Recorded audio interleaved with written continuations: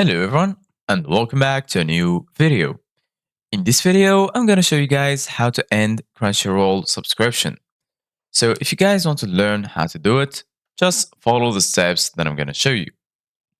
As you can see guys, I'm right now in Crunchyroll application on my phone and this is how the homepage looks like. So right here in the home section, you're going to find some suggested animes.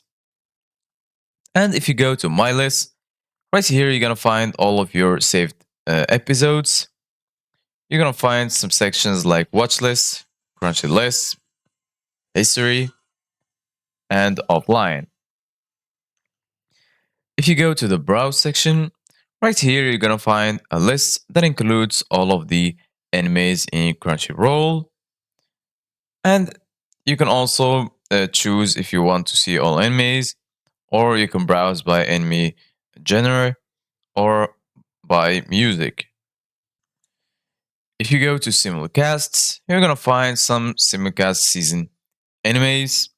And if you go to account, from here, you can find all of the settings related to your Crunchyroll account.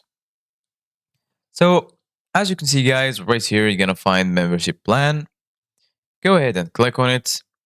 And then from here, you're gonna find your membership type. As you can see guys, for me, I'm a free member. You can also get premium access if you don't have premium yet. Just go ahead and click on Go Premium and then click on Start Subscription.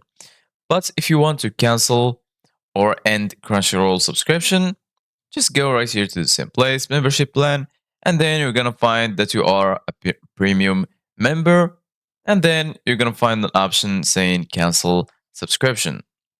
So this is it guys for today's video. Thank you guys for watching. See you guys in the next video.